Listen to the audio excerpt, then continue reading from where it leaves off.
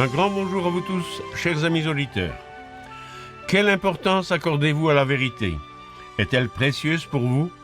Les personnes qui fréquentent une église pensent que celle-ci enseigne la vérité parce qu'elle affirme être chrétienne, parce qu'elle parle du Christ et cite certains passages de la Bible. Mais qu'en est-il vraiment? Qu'est-ce que la vérité? Comment devenir un véritable disciple du Christ? Si vous vous considérez chrétien, savez-vous ce que vous devez faire? Examinons ce que nous en dit l'apôtre Jean. Il a survécu à tous les apôtres et a écrit les derniers livres composant la Bible. Quels conseils nous a-t-il laissés? Nous pourrions aussi nous tourner vers les écrits de Moïse, car les 5 premiers livres de l'Ancien Testament nous permettent de mieux comprendre les écrits des apôtres qui, ne l'oublions pas, n'avaient que les écrits de l'Ancien Testament à leur disposition. Nous découvrons alors pourquoi Jean et Paul ont affirmé ce que nous trouvons dans leurs écrits. La Bible a été rédigée par divers auteurs sous l'inspiration divine. Les contributions de ces auteurs inspirés s'échelonnent sur une longue période qui débute au XVe siècle avant notre ère, pour se terminer à la fin du 1er siècle de l'ère actuelle. Ces textes sont tellement vieux qu'il nous est parfois difficile d'imaginer l'époque au cours de laquelle ils furent écrits. L'apôtre Jean est le plus proche de nous, chronologiquement, tandis que Moïse est le plus éloigné, tellement éloigné qu'il peut ne pas nous sembler réel.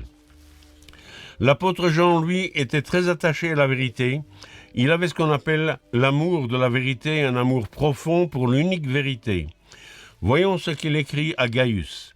« J'ai été fort réjoui lorsque des frères sont arrivés et ont rendu témoignage de la vérité qui est en toi, de la manière dont tu marches dans la vérité. » Jean a donc appris par d'autres frères que Gaius marchait dans la vérité.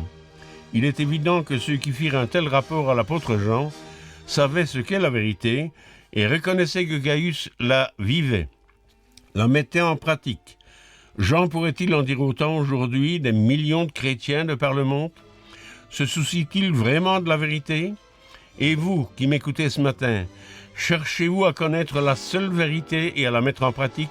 Ou bien n'a-t-elle pas vraiment d'importance pour vous? En d'autres termes, avez-vous l'amour de la vérité? Marcher dans la vérité n'est pas un mode de vie vague, imprécis. Non, c'est un mode de vie détaillé avec précision dans la Bible qui concerne chaque pas que l'on fait. Nos pas, nos décisions, nos pensées, nos émotions doivent être conformes à la vérité. C'est un mode de vie qui finit par devenir une habitude. Il s'intègre dans la mémoire, dans le caractère. C'est ainsi qu'on en arrive à marcher dans cette grande vérité. Le Christ a déclaré à son Père « Sanctifie-les par ta vérité, ta parole est la vérité. » Être sanctifié, c'est être mis à part, être différent. Seule la vérité et sa mise en pratique différencient le vrai chrétien du faux. C'est cela qui fait la différence entre celui qui croit l'être, mais qui ne l'est pas, et celui qui est un véritable disciple du Christ. La parole est cette collection de livres divinement inspirés depuis l'époque de Moïse jusqu'à celle de Jean. Elle comporte ces 66 livres contenus dans la Bible, pas un de plus, pas un de moins. Voilà où se trouve la vérité que tout chrétien doit mettre en pratique dans sa vie. Il s'agit de principes fondamentaux, cités et expliqués dans la Bible, nécessaires à l'édification du caractère du chrétien. L'apôtre Jean poursuit. « Je n'ai pas de plus grande joie que d'apprendre que mes enfants marchent dans la vérité. » Jean parle de marcher dans la vérité. C'est une expression intéressante qui exprime bien qu'il ne s'agit pas d'une étude intellectuelle, mais de mettre en pratique les vérités au fur et à mesure de leur découverte. Pour accomplir une tâche, nous devons marcher, avancer. Tous nos projets ont un point de départ à partir duquel nous devons avancer, marcher, pour arriver à la réalisation du projet. Voilà pourquoi on demande à quelqu'un en pleine réalisation d'un projet, et alors ça marche, ça avance. Pour avancer dans la vérité, nous devons la découvrir, l'accepter telle qu'elle nous est donnée dans la Bible et la mettre en pratique. Ce n'est qu'ainsi que nous pouvons vivre par elle et pour elle, sans tordre les Écritures, sans déformer leur enseignement. L'apôtre Jean ajoute « Nous devons donc accueillir de tels hommes afin d'être ouvriers avec eux pour la vérité. » Et c'est en vivant selon la vérité que nous pouvons motiver les autres à vivre par elle. Il y a une grande joie à partager la vérité avec les autres, mais la vérité et non une vérité tordue, pleine de compromis, comme c'est le cas dans de nombreuses églises. Leur enseignement n'est plus la vérité. L'apôtre Jean écrit encore « L'ancien Achiria, l'élu et à ses enfants que j'aime dans la vérité. Et ce n'est pas moi seul qui les aime, mais aussi tous ceux qui ont connu la vérité à cause de la vérité qui demeure en nous et qui sera avec nous pour l'éternité. » L'apôtre Jean explique que la vérité est éternelle. Si on la met en pratique telle qu'elle est révélée, elle s'ancrera dans le véritable chrétien de façon permanente. C'est une promesse. En mettant en pratique cette seule et unique vérité, l'homme pourra devenir éternel, devenir un être qui ne sera plus physique, mais composé d'esprit comme Dieu. Jean encore écrit « Petits enfants, n'aimons pas en parole et avec la langue, mais en action et avec vérité. Par là, nous connaîtrons que nous sommes de la vérité et nous rassurerons nos cœurs devant lui, car si notre cœur nous condamne, Dieu est plus grand que notre cœur et il connaît toutes choses. On peut savoir si l'on est bien dans la vérité lorsqu'on aime en parole et en action. Les paroles ne suffisent pas. Il nous faut vivre la vérité, la mettre en pratique. La Bible nous dit que la foi sans les œuvres n'est rien. L'amour sans les œuvres n'est rien. Et la vérité sans les œuvres n'est rien. Il est donc important de connaître la vérité, il est important de la comprendre, mais il est important aussi de la mettre en pratique telle qu'elle est révélée dans la Bible. Ce n'est qu'en la mettant en pratique intégralement que nous faisons ce qui est juste, que nous arrivons à ne plus vivre dans le péché. L'apôtre Jean ajoute un élément intéressant. Si nous gardons ses commandements, par là nous savons que nous l'avons connu. Celui qui dit « je l'ai connu » et qui ne garde pas ses commandements est un menteur et la vérité n'est point en lui. Celui qui n'observe pas les commandements de Dieu est donc un menteur. Et vous qui m'écoutez, les observez-vous? Êtes-vous certain que vous observez les commandements de Dieu tels qu'ils figurent dans la Bible et non les dogmes de votre religion? Connaissez-vous la lettre et l'esprit des commandements? Si vous voulez recevoir notre étude sur les 10 commandements, écrivez-nous pour l'obtenir et vous serez étonnés de ce que vous y découvrirez. L'apôtre Pierre écrit « Voilà pourquoi je prendrai soin de vous rappeler ces choses, bien que vous le sachiez et que vous soyez affermis dans la vérité présente. » Il est essentiel, si l'on veut ancrer la vérité en soi, de prendre conscience que la vérité est et reste toujours présente. La plupart des églises traditionnelles n'enseignent qu'une partie de la vérité. Elles rejettent tout ce qui n'est pas conforme à leur doctrine. Elles ne veulent pas enseigner toute la vérité. La loi divine est basée sur 10 points fondamentaux, 10 commandements qui se résument par « Tu aimeras le Seigneur ton Dieu de tout ton cœur et de toute ton âme », ce qui signifie de tout ton être, puisque l'homme n'a pas une âme, mais il est une âme. De toute ta pensée, et Jésus ajoute « Tu aimeras ton prochain comme toi-même ». La loi est expliquée en détail dans la Bible, mais sa base demeure toujours là. La Bible nous apprend que nous ne devons pas mentir, nous ne devons pas tuer, nous ne devons pas convoiter, nous prosterner devant des idoles, etc. Certains croient que Paul n'enseigne pas ces principes fondamentaux, qu'il ne s'est pas soucié des fêtes annuelles de l'Éternel qui, cependant, font partie de la vérité présente. Si vous voulez mettre en pratique toute la vérité, vous serez bénis. En mettant en pratique la vérité dans votre vie, vous apprendrez des choses que vous n'auriez jamais apprises autrement. Et, rapidement, vous comprendrez pourquoi Dieu a voulu que vous mettiez en pratique sa vérité. La vérité doit être observée.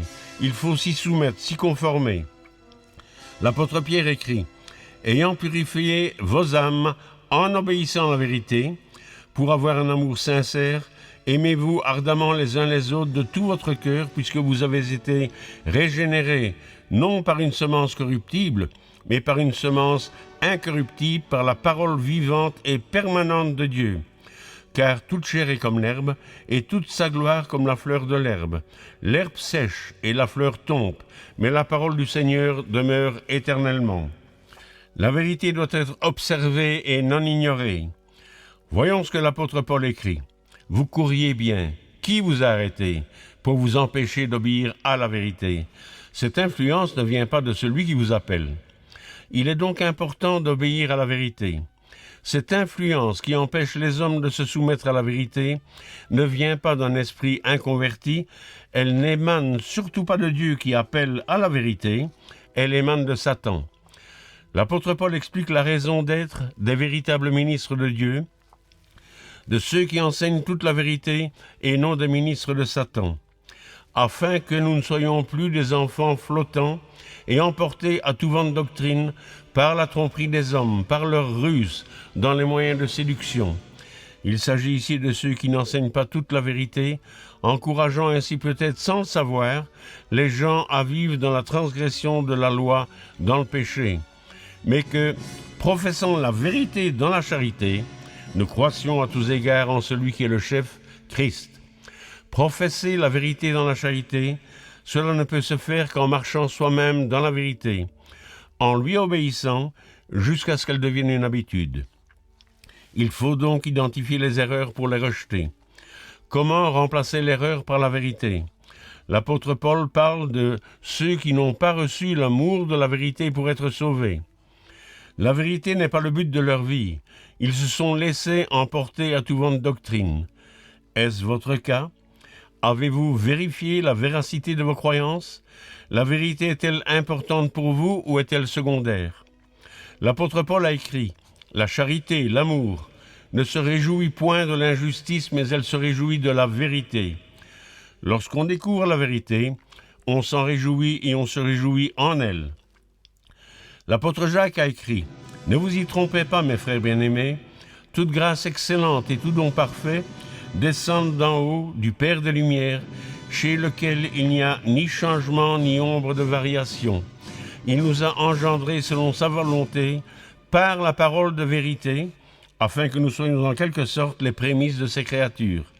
C'est pourquoi, rejetant toute souillure et tout excès de malice, tout excès de méchanceté, recevez avec douceur, avec humilité, la parole qui a été plantée en vous et qui peut sauver vos âmes. La vérité reflète le caractère de Dieu. C'est pourquoi le prophète Zacharie a écrit « Ne craignez pas. Voici ce que vous devez faire. Dites la vérité chacun à son prochain. Jugez dans vos portes selon la vérité et en vue de la paix. Aimez la vérité et la paix. La loi de Dieu est la véritable instruction. Elle est la vérité. Elle définit la conduite convenable. Si l'homme décide de se laisser conduire par Dieu, par sa parole qui est la vérité, il marchera alors dans la vérité, selon la vérité. » Après avoir cité Jean, Pierre, Paul, Jacques et Zacharie, passons à Moïse, à qui son beau-père donna le conseil suivant. « Choisis parmi tout le peuple des hommes capables, craignant Dieu, des hommes intègres, ennemis de la cupidité, et établis-les sur eux comme chefs de 1000, chefs de 100, chefs de 50 et chefs de 10. » Il est question dans ce passage d'hommes intègres, et ce mot est traduit de « émet » signifiant « sûr », fiable, de vérité. Celui qui marche selon la vérité, celui qui a en lui l'amour de la vérité, est un être sûr, un être fiable, qui veut faire la volonté de Dieu en toutes choses et pour toutes choses.